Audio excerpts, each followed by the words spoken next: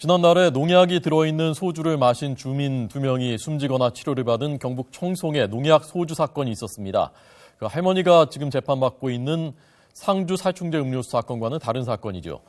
그런데 이 마을에서 이번엔 70대 남성 한 명이 또 농약을 마시고 음독을 했습니다.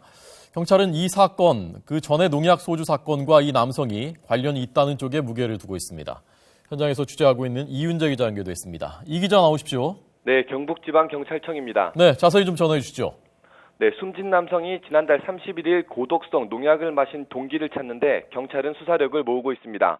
마을 주민 74살 A씨가 극단적인 선택을 한 동기를 찾으면 농약 소주 사건과의 연관성도 밝힐 수 있을 것으로 기대하기 때문입니다. 앞서 지난달 31일 경북 청송군 현동면 한 축사에서 A씨가 숨진 채 발견됐습니다. 발견 당시 A씨의 옆에는 음료수병이 있었고 여기서 농약 소주 사건에 이용된 것과 같은 농약이 검출됐습니다. 또 A씨의 집에서도 절반 정도 남아있는 농약병이 나왔습니다. 경찰은 A씨 부검 결과 타살 흔적이 없고 주변 정황으로 추정해 볼 때 A씨가 스스로 목숨을 끊었을 가능성이 큰 것으로 보고 있습니다. 그러면서 A씨가 왜 농약을 마셨는지를 밝히는데 수사력을 모으고 있습니다. A씨가 숨진 지난달 31일은 거짓말 탐지기 조사가 예정됐던 날입니다. A씨가 경찰 조사를 앞두고 심리적 부담을 크게 느낀 것으로 보고 있습니다.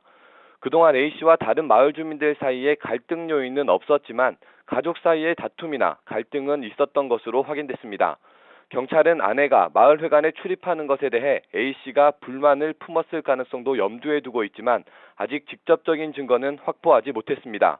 오늘 A씨에 대한 장례 절차가 모두 마무리되면 A씨의 가족을 중심으로 추가 조사를 진행할 계획입니다. 지금까지 경북지방경찰청에서 YTN 이윤재입니다.